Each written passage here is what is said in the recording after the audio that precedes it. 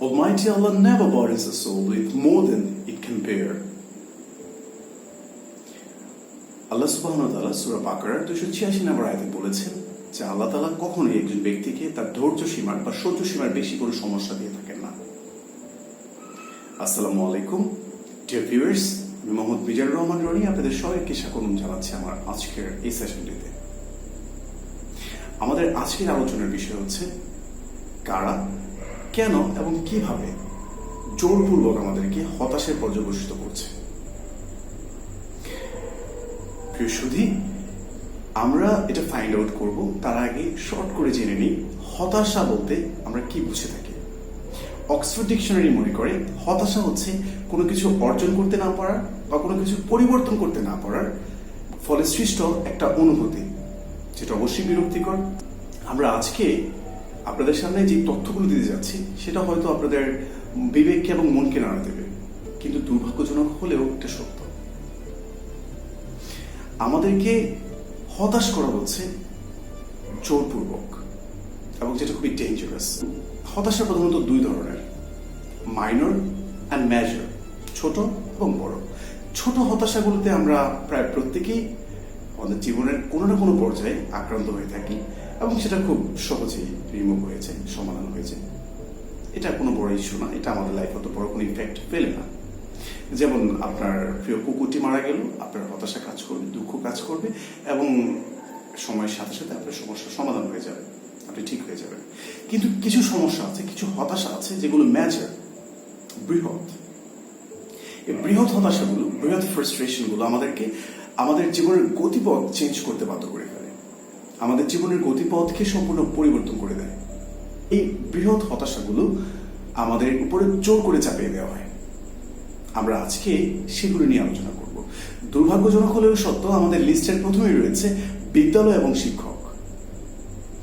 একটি বিদ্যালয় এবং একজন শিক্ষক জেনে অথবা অজ্ঞানতাবশত আমাদের ছোট্ট মনটিকে, আমাদের ছোট্ট এই হৃদয়কে হতাশায় পর্যবসিত করে ফেলে।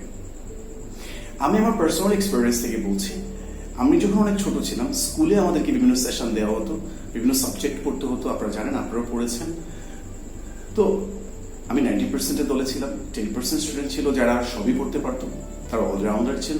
কিন্তু আমার বেলায় ব্যাপারটা একটু ডিফারেন্ট ছিল। আমি ইংরেজি খুব ভালো বুঝতাম, ম্যাথস অত ভালো বুঝতাম না।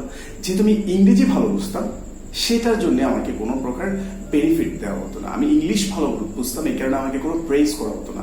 কিন্তু আমি যে ম্যাথমেটিক্সে খারাপ করতাম, এই কারণে আমাকে বিভিন্ন ধরনের শাস্তি ব্যবস্থা করা হতো। আমার জন্য আমাকে বিভিন্ন ধরনের শাস্তি দেওয়া হতো, এবং আমাকে বলা হতো, আমার প্যারেন্টসকে রিপোর্ট করা হতো যে এই ছেলে তো ফিউচার ব্রাইট না, এই ছেলে তো ফিউচারে কিছু করতে পারে না, কারণ ম্যাথস ভালো জানে না। তো ওই শুধু আমি একা না, আমি বলেছি যে 90% মানুষের ক্ষেত্রে সেম ঘটনাটা ঘটে। আমার কিছু ফ্রেন্ডস ছিল যারা অন্যান্য সাবজেক্টে অনেক ভালো ছিল, কিন্তু সার্টেন একটা সাবজেক্টে খারাপ ছিল। বিশেষ করে ইংরেজিতে ম্যাক্সিমাম স্টুডেন্ট দুর্বল হয় আমার দেশে। সো তারা যদি ইংরেজিতে খারাপ ছিল, তাদেরকে টিচাররা বিভিন্নভাবে বিভিন্ন ধরনের কথা বলতেন, এবং তাদেরকে বলতেন যে তাদেরকে হতাশ করে তুলতেন। আলটিমেটলি তারা কি হতো, তার ড্রপ আউট হয়ে যেত। আমার অনেক ফ্রেন্ড ড্রপ আউট হয়ে গেছে 5-এর ভিতরে। ক্লাস 5 পাস করার পর অনেকে ড্রপ আউট, এর আগেই অসংখ্য স্টুডেন্টস ড্রপ আউট হয়ে গেছে, পড়াশোনা ছেড়ে দিয়েছে। এখন আমি যেহেতু একটু ডিফারেন্ট ছিলাম, তাই আমার ব্যাপারটা একটু ডিফারেন্ট, আমি এটাকে ওভারকাম করতে পেরেছি। বেশিরভাগ মানুষ এটাকে ওভারকাম করতে পারে না। এতগুলি স্কুল, একজন শিক্ষক কিভাবে একটা স্টুডেন্টকে হতাশ করে, আমি বিশ্বাস করি এটা শিক্ষকরা জেনে করেন না, এটা না জেনে করেন। আমি যখন ছোট ছিলাম, আমার শিক্ষকরা ক্লাসে এসে আমাদেরকে মোটিভেট করার ট্রাই করতেন, এবং বলতেন যে ওনারা 16 ঘন্টা পড়াশোনা করে, 18 ঘন্টা পড়াশোনা করে, জীবনে কখনো একটি মিথ্যাও বলেনি, এবং সবসময় বাধ্য হয়েছে, বাবা মার কথা শুনেছে, সব কাজ ঠিক মতো করেছে, এবং সবসময় তারা ক্লাসে প্রথম হয়েছে। তো আলটিমেটলি এই কথা শোনার পরে যেই ফিলিংসটা ফার্স্ট আমাদের মনে আসতো, বিশেষ করে আমার মনে আসতো যে আল্লাহ, স্যারের মতো আমি হতে পারবো না, ইটস কোয়াইট ইম্পসিবল। আমি যদি বলি 16 ঘন্টা 18 ঘন্টা পড়ার কথা, জীবনে এটা করে দেখিনি। স্কুলের পড়া পড়তাম, স্কুলে বেশিরভাগ পড়া শেষ হয়ে যেত, বাসায় অল্প একটু করতাম। আর এত পড়ার সময় কই ছিল? খেলাধুলা, কার বাগানে কোন ফল পেকেছে, কে কোথায় মারামারি করেছে, কোথায় কি মজা হচ্ছে, সেগুলো বুঝতাম অলওয়েজ। মিথ্যার কথা আসলে তো আমি জিরো, অনেক মিথ্যা কথাই বলে ফেলতাম, ছোট মানুষ। যদিও আমি মিথ্যাকে প্রমোট করছি না, এটা কখনোই ভালো কাজ না। এটা সকল অপরাধের মূল প্রধান, বাট তারপরেও আমরা মানুষ, হিউম্যান বিং, আমরা এগুলো করে ফেলতাম। এখন আসা হচ্ছে ক্লাসে ফার্স্ট হওয়ার কথা। ক্লাসে ফার্স্ট হওয়া তো আমার জন্য একটা বিশাল স্বপ্ন ছিল। আমার স্টিল মনে আছে, আমি ক্লাস 2-এ যখন পড়ি, আমার রোল নাম্বার ছিল 32, ক্লাস 3-তে এটা হয়েছিল 16, অ্যান্ড ক্লাস 4-এ এটা হয়েছিল 8, ক্লাস 5 পাস করেছি 4 নিয়ে। এখন স্যার তো সবসময় ফার্স্ট হতো, তাহলে স্যারের মতো হওয়া আমার পক্ষে পসিবল না। আলটিমেটলি আমাদের অনেকের ভেতরে হতাশা চলে আসতো। স্যার না জেনে একটা কাটেইন, একটা পর্দা আমাদের ভেতরে দাঁড় করে দিতেন। স্যার এবং আমাদের ভেতরে একটা ডিফারেন্স স্যার দাঁড় করে দিতেন। এই যে আমাদের হতাশার শুরু, আমরা হতাশায় পর্যবেসিত হয়ে যেতাম। আমরা ভাবতাম না, ওনাদের মতো তো হতে পারবো না। তো আমরা যারা একটু স্ট্রং মাইন্ডেড ছিলাম, আমরা এটাকে ওভারকাম করতে পারতাম। বেশিরভাগ ছেলেমেয়েরাই পারতো না, তারা ধরেই নিত যে তাদের লাইফে কিছুই হবে না। এবার আসি প্যারেন্টস। এটা অবাক করে ব্যাপার, প্যারেন্টসরা আমাদেরকে জোর করে হতাশায় পর্যবসিত করে, আমাদেরকে ফ্রাস্ট্রেটেড করে দেয়। এটা কেমন কথা? দুর্ভাগ্যজনক হলেও এটাই সত্য। প্যারেন্টসরা, আমাদের দেশের প্যারেন্টসরা যেহেতু প্যারেন্টিং এর কোর্স করানি, যেহেতু তারা জানে না কিভাবে, ম্যাক্সিমাম প্যারেন্টসরাই জানেই না যে কিভাবে একটা বাচ্চাকে লালন পালন করতে হয়, তার আপব্রিঙ্গিংটা কিভাবে সুন্দর করে করতে হয়। আর এই কারণেই সমস্যাটা সৃষ্টি হয়। প্যারেন্টসরা না জেনে তাদের সন্তানের ভালোর জন্যই অন্য আরেকটা ছেলের সাথে তাকে কম্পেয়ার করা শুরু করে দেয়। আর যখন বাবা মা একটা ছেলেকে অন্য একজনের সাথে কম্পেয়ার করে, সেটা কোনো বাচ্চাই ভালোভাবে নেয় না। আমি ভালোভাবে নিতাম। তখন যখন বারবার এই ব্যাপারটা বলা হয় এবং প্যারেন্টসরা যখন বাচ্চাদেরকে অনেক কথা বলে, ম্যাক্সিমাম প্যারেন্টসরা এটাই বলে থাকে যে ও এত কিছু পারে, তুই কিছুই পারিস না, ও ক্লাসে সবসময় ফার্স্ট হয়, তুই কোনো কিছু করিস না, তুই লাইফে কি করবি, কিছুই করতে পারবি না, তোকে না পেলে একটা গরু বলা দরকার ছিল। এই ধরনের অ্যাগ্রেসিভ কথাবার্তা বলে ফেলে। আর আলটিমেটলি এই সময় হচ্ছে তার ছেলে বা মেয়ের সবচেয়ে বড় ক্ষতিটা করে ফেলে। 90% স্টুডেন্টস, 90% চিলড্রেন, 90% কিডস এই স্টেজে সবচেয়ে বেশি হতাশায় পর্যবসিত হয়, এবং এটার জন্য সবচেয়ে বেশি দায়ী হচ্ছে তাদের প্যারেন্টসরা। আলটিমেটলি তাদের লাইফের গতিপথ চেঞ্জ হয়ে যায়। ছোটবেলা থেকেই সে চিন্তা করতে শুরু করে, আমি কিছু হতে পারবো না, আমার দ্বারা এটা পসিবল না। এই নেগেটিভ থিঙ্কিংটা ছোটবেলা থেকেই তার লাইফে চলে আসে। এবার আসি আমাদের এডুকেশন সিস্টেম। আমাদের এডুকেশন সিস্টেমটা আমরা এমনভাবে করে রেখেছি যে আলটিমেটলি আপনি হতাশ হতে বাধ্য। আপনি বড় একজন সিঙ্গার হবেন, আপনি ভালো গান করেন, কিন্তু না, গান করলে হবে না, আপনাকে সকল সাবজেক্ট পড়তে হবে, সকল সাবজেক্টে A+ পেতে হবে, তাহলে আমি মনে করবো আপনি একজন সফল মানুষ। এই হচ্ছে আমার এডুকেশন সিস্টেম। আর এই এডুকেশন সিস্টেম দিয়ে আমরা এর চেয়ে বেশি কিছু আশা করতে পারি না। এবার আসি মোটিভেশনাল স্পিকার। আমার কথার সাথে দ্বিমত পোষণ করতে পারেন, ইউ ওয়েলকাম। আপনার দ্বিমত পোষণ করতে পারেনি, স্বাভাবিক। আমি আমাদের একটা এক্সপিরিয়েন্স, একটা অবজারভেশন আপনাদেরকে জানাচ্ছি। আমি বলছি না যে এটা ইউনিভার্সাল ট্রুথ, আপনাকে মানতেই হবে। মোটিভেশনাল স্পিকাররা, ম্যাক্সিমাম মোটিভেশনাল স্পিকাররা, তারা না জেনে মানুষের ভালো করার জন্য তাদের ক্ষতি করে ফেলছে। আমরা দেখেছি মোটিভেশনাল স্পিকাররা যেটা করে থাকে, তারা একটা সলিউশন তার অডিয়েন্স যারা থাকে সবার জন্য দিয়ে থাকে। আমরা প্রায়শই দেখে থাকি যে আমাদের সামনে এক্সাম্পল হিসেবে আসে হচ্ছে Jeff Bezos, Bill Gates, Steve Jobs, APJ Abul Kalam Azad. এরা আসেন আমাদের সামনে এবং তাদের লাইফস্টাইলে আমাদেরকে ফলো করতে বলা হয় এবং আমাদেরকে একই ধরনের সলিউশন দেওয়া হয়। আসলে এটা একটা বিশাল প্রবলেম। আমি ছোট্ট করে আপনাকে বুঝতে চাচ্ছি একটা এক্সাম্পলের মাধ্যমে। ধরেন আপনার একটা শারীরিক প্রবলেম দেখা দিয়েছে, আপনি ডক্টরের কাছে যাবেন। আপনার ডক্টর কি করবে? আপনি ভিজিট দিচ্ছেন ডক্টরকে, আপনাকে একটা রুমে নিয়ে যাচ্ছে, আপনাকে একটা কোয়ালিটি টাইম দিচ্ছে।